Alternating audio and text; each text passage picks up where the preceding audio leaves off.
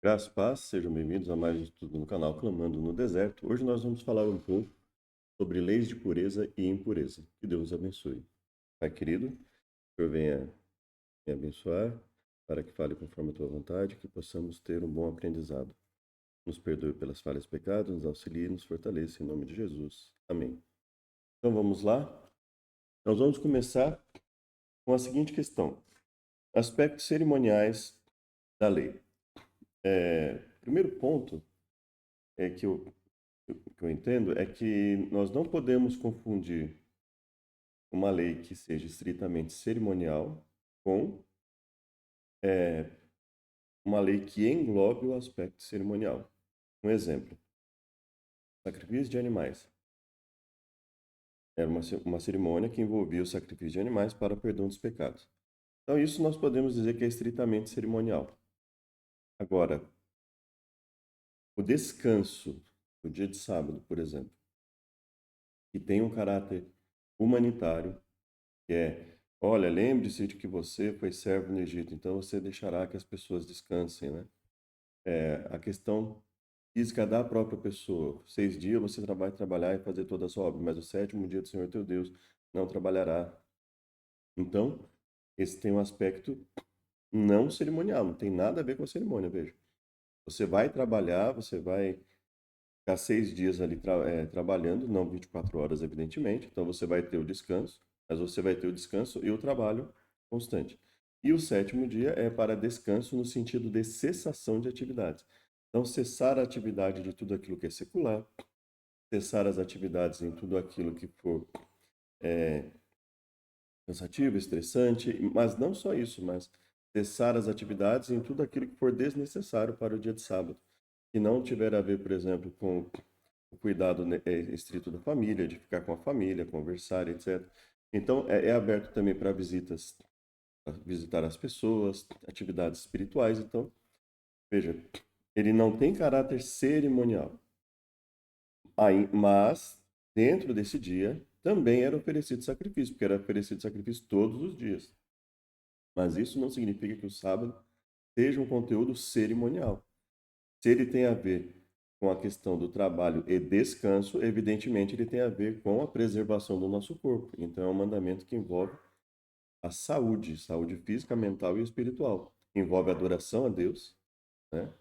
É um dia que eu vou me dedicar mais à adoração a Deus, porque eu vou deixar de fazer atividades seculares.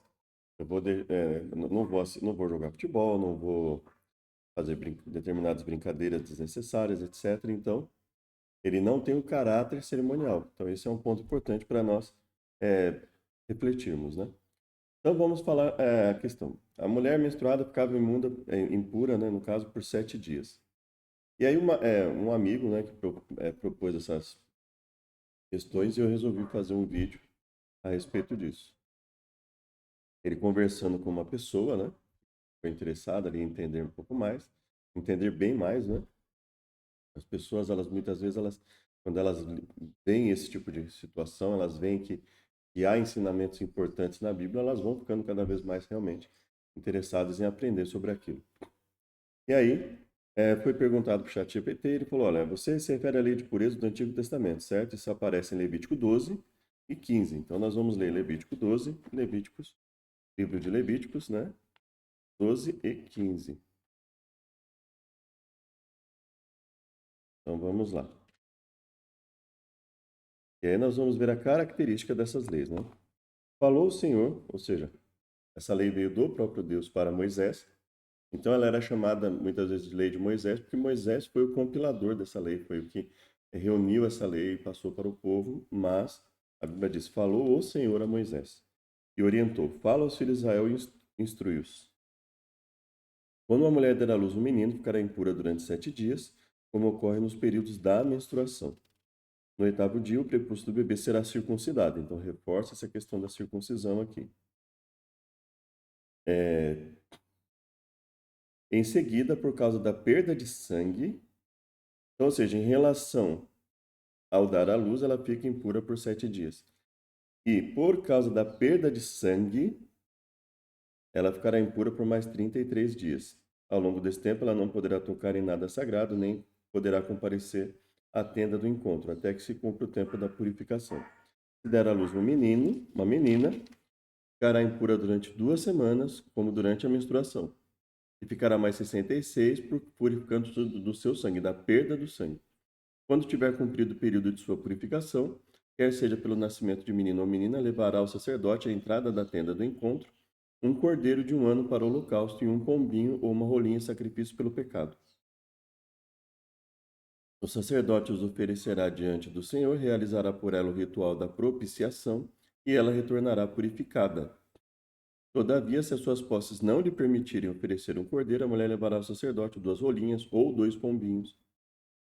Uma das aves será dedicada como holocausto e a outra para oferta pelo pecado. Assim, o sacerdote fará expiação pela mulher e será limpa. Então, veja, obviamente, não é pecado ficar grávida, obviamente, não é pecado menstruar, né? Então, o que está acontecendo aqui? Na purificação da mulher, para que houvesse o ritual de purificação da mulher, o ritual de purificação não, vamos dizer assim, ritual de confirmação da purificação, né? Então, ou seja, ela já, a partir do momento que ela cumprisse esses requisitos, para que se confirmasse a purificação dela, ela ia lá e oferecia sacrifício para perdão dos pecados, para perdão dos pecados que ela tenha cometido, né? Então, ela, ao mesmo tempo que... Por quê? Porque para que o sacerdote pudesse fazer qualquer purificação, basicamente a pessoa precisaria estar purificada dos seus pecados, né? Para qualquer tipo de purificação, né? A principal era a purificação dos pecados. Então, não é de se estranhar que quando a mulher fosse até o sacerdote, né? Para que ela fosse considerada purificada, que também o sacrifício estivesse vinculado à questão do perdão dos pecados. No entanto, a função do sacerdote não era só sacrifício pelo pecado. A função do sacerdote em outros lugares da Bíblia, nós vamos ver que ela é uma questão sanitária. Então, o sacerdote, se ele visse um mofo na casa, se ele visse alguma coisa numa casa que desse a entender que a casa estava ali contaminada, ele isolaria essa casa, e se depois de um determinado período a casa ainda mantivesse aquilo, a casa era demolida, os restos eram jogados para fora do arraial, para que não houvesse contaminação do povo. Então, veja que a questão é, como ocorre nos dias da menstruação? Olha, ficará impura durante 7 dias, como ocorre nos períodos da menstruação. Então, isso tem a ver com o aspecto de perda de sangue. Então, ou seja, era uma forma de evitar qualquer possibilidade de contaminação física, não tinha um aspecto espiritual, era em virtude da perda de sangue. E aí o texto também diz, por causa da perda de sangue, ela ficará impura por mais 33 dias. Então, veja, ele fala, assim como ocorre no período da menstruação, ou seja, por causa da gravidez, né?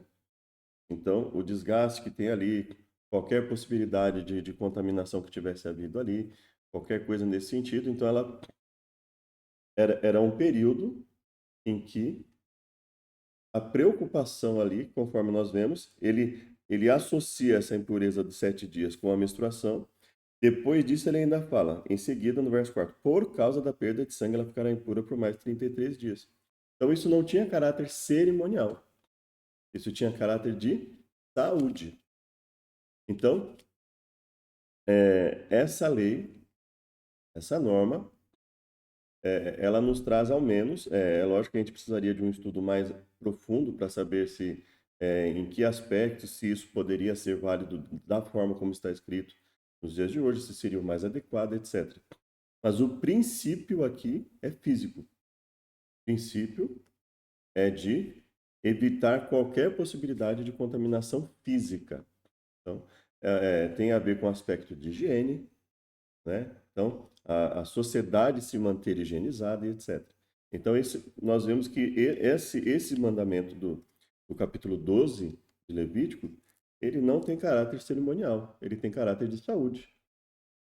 Também não tem meramente o caráter civil, ele tem o caráter de saúde, né? Então, é um tipo de purificação em que se tomava todo o cuidado, né, inclusive com relação a não haver contaminação, né? Inclusive havia a questão, se nós formos pesquisar aqui, por exemplo, ah,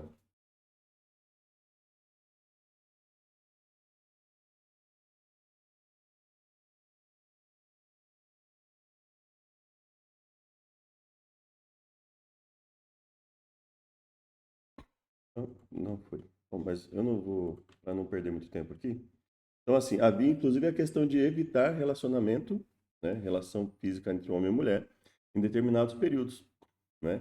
Tanto envolvendo o aspecto cerimonial, quanto envolvendo o aspecto de saúde também. Então, veja, às vezes os mandamentos eles vão se interconectar. Só que isso não significa que esse mandamento fosse é, relacionado ao aspecto cerimonial. E nós vemos, por exemplo, é, o capítulo 11 de Levítico, ele vai falar sobre o quê? Animais puros e impuros. E aí nós vamos ver o seguinte, olha, nós lemos o capítulo 12, vamos para o capítulo 11. Orienta os filhos, não vamos ler tudo. De todos os animais que vivem na terra, esses são os que podeis comer. Tem casco fendido e dividido em duas unhas que rumina. Característica física do animal. Veja que não tem nenhum aspecto cerimonial aqui. Não tem a ver com o aspecto cerimonial. É claro que a questão dos animais que poderiam e não poderiam comer também, de alguma forma, interferia no tipo de animal que era possibilitado de ser oferecido como sacrifício. Mas isso não tem caráter cerimonial. Nós vemos que a estrutura física do animal que determinava a proibição de alguns e a permissão para comer outros, né? E aí no capítulo 11 ele vai falar, por exemplo, sobre animais que voam, né? As águias, urubus, águias marinhas não poderão ser comidas. Açores, falcões, qualquer espécie de corvo, coruja, gaivota, avestruz, etc. E ele vai falar, né? Contato com animais imundos, contraireis a impureza deles. Todo aquele que tocar seu cadáver ficará igualmente imundo até a tarde. Então veja, aqui está a questão da impureza física. É óbvio que não tem nenhum caráter cerimonial aqui. Não tem como você tocou num cadáver. Um cadáver ele tem possibilidade de fazer o quê? Contaminação física. Então não é o aspecto cerimonial. E aí depois vem o capítulo 12 e logo no capítulo 13 vai dizer o quê? Procedimento quanto às lepras. Diz o Senhor a Moisés e Arão: quando alguma pessoa tiver um inchaço, uma erupção ou uma mancha brilhante na pele, que possa ser sinal de lepra ou outras graves doenças de pele, deverá ser conduzido ao sacerdote, a um dos seus descendentes que esteja exercendo o ministério sacerdotal. Esse examinará a enfermidade sobre a pele. Se no lugar afetado o pelo tornou-se esbranquiçado e a ferida tornou-se mais profunda na epiderme, é caso de doença grave e contagiosa. Depois dessa constatação, o sacerdote declarará esse enfermo impuro. No sétimo dia, o sacerdote examinará, veja, 7 dias, e se verificar que a parte afetada não se alterou nem se espalhou pela pele, determinará a manutenção do isolamento por mais 7 dias. E aí ele examinará. Se verificar que a enfermidade regrediu e não se espalhou pela pele, o sacerdote poderá proclamá-lo puro, pois trata-se apenas de uma espécie de tumor de maior gravidade. Contudo, com o passar do tempo, se a mancha voltar a espalhar, então o enfermo deverá procurar novamente o sacerdote.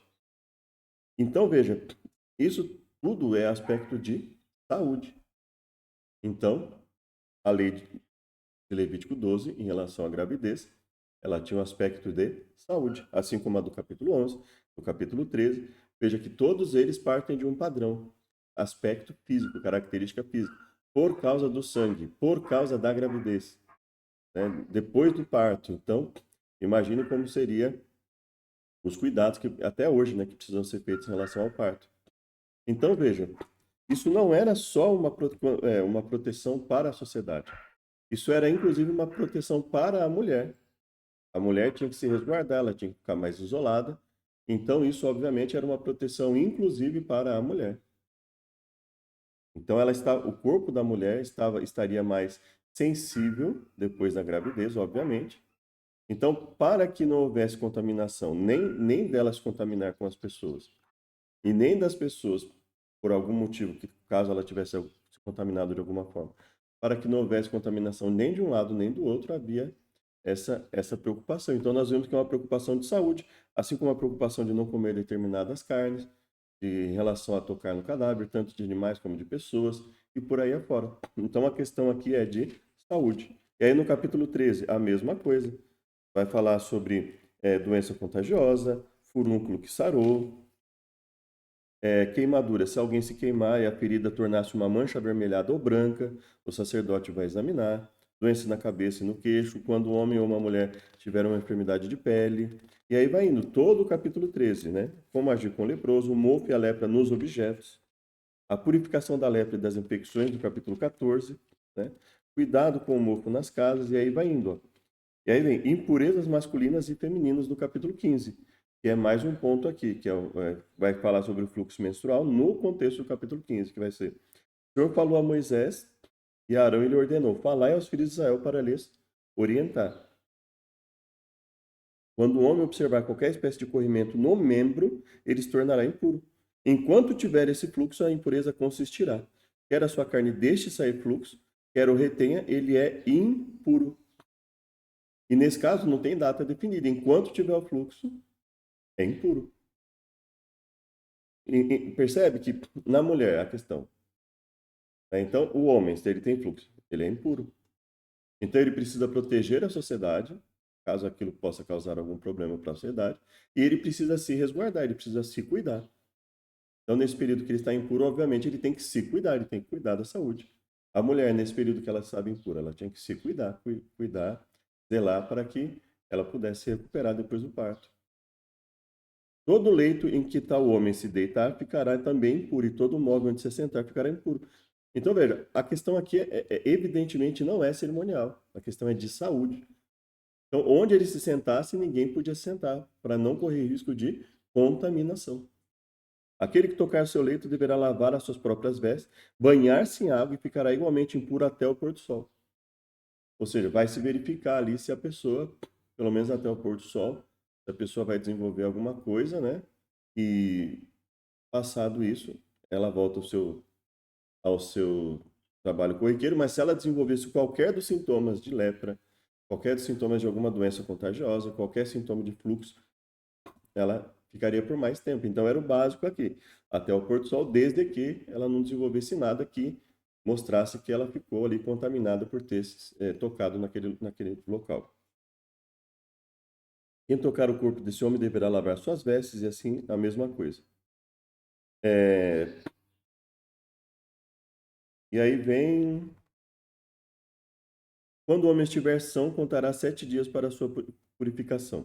Depois deverá lavar suas vestes, banhar o corpo e a água corrente, então voltará a ser considerado puro. Quando o homem estiver são, ou seja, depois que ele perceber que não tem mais fluxo algum, nem correndo, nem escondido no seu corpo, nada. Depois que ele se considerar são, ainda conta 7 dias para a sua purificação. Deverá lavar suas vestes, banhar o corpo e água corrente, então voltará a ser considerado puro. Levítico 15, 13. Né? E aí, no 8º dia, tomará 2 rolinhas, pombinhos, na presença de Yahvé, entregará as aves ao sacerdote e será feito sacrifício, oferta para tirar pecados. Veja que o fato da oferta para tirar pecados não significa que a lei é cerimonial. Havia uma cerimônia de purificação do pecado, mas a lei é evidentemente de caráter de saúde, caráter físico, né, de saúde. Toda veste ou objeto de couro atingido por essa emissão seminal deverão ser lavados em água fresca. Quando o homem apresentar perda de esperma, deverá banhar-se em água fresca, né? Sempre que um homem e a mulher tiverem relações sexuais, ambos deverão lavar-se com água fresca e limpa e serão considerados impuros até o final do dia. Quando uma mulher tiver a sua menstruação, ficará impura pelo período de 7 dias. Quem tocar nela durante esse tempo será igualmente considerado impuro até o pôr do sol. Então, a mulher, 7 dias, a pessoa até o pôr do sol. Da mesma forma que a questão do líquido seminal, da questão do fluxo. Então, ou seja, qualquer perda de sangue, qualquer perda, qualquer fluxo, qualquer marca no corpo que possa eventualmente causar alguma contaminação, isso havia essa preocupação com o aspecto de saúde, de evitar qualquer tipo de contaminação. E nós tivemos muitos momentos na história em que nós podemos dizer que se os princípios bíblicos de isolamento, no sentido de uma pessoa estar com uma doença evidentemente contagiosa, perigosa, né? Como, por exemplo, né, Deus que nos livre, né? Por exemplo, o caso de pessoas que, sem saber, se contaminaram com radiação, né, em determinados lugares.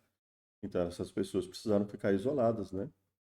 E aquilo que causou a contaminação, um grupo específico teve que ir lá e tirar aquilo do local. Então, isso são preocupações que já a Bíblia já apontava, né? Então, basicamente, o capítulo 15 ele vai chegar da mesma forma. E ao final do capítulo 15, né, veja, começa lá desde o capítulo 11, vai até o capítulo 15, falando de impurezas no aspecto físico.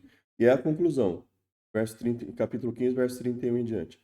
Advertireis os filhos de Israel a respeito de suas impurezas, para que não morra por causa delas, contaminando a minha habitação que se encontra no meio deles. Essa é a lei a respeito do homem ficar impuro por causa do corrimento do membro ou perda de esperma da mulher quando das suas regras menstruais, a respeito do homem e da mulher que tem algum fluxo e quando o homem se tiver relações sexuais com uma mulher menstruada. Então veja, havia várias questões ali, várias questões. Qualquer coisa que possa causar algum tipo de contaminação física, isso também, obviamente. Então a Bíblia ela vai falar de uma forma holística, ela vai falar de uma forma completa. Não existe perda física que não interfira no aspecto de preocupação com a cerimônia, com as cerimônias, com a questão espiritual. Então, esse é um ponto, né, do capítulo 15. Capítulo 12 nós já falamos, né? E posteriormente nós vamos falar aqui do aspecto no chamado Novo Testamento, no próximo vídeo. Que Deus nos abençoe. Vamos finalizar com oração. Senhor Deus, muito obrigado, que o Senhor nos dê uma continuidade na semana, conforme a tua vontade, em nome de Jesus. Amém. Obrigado e até o próximo vídeo.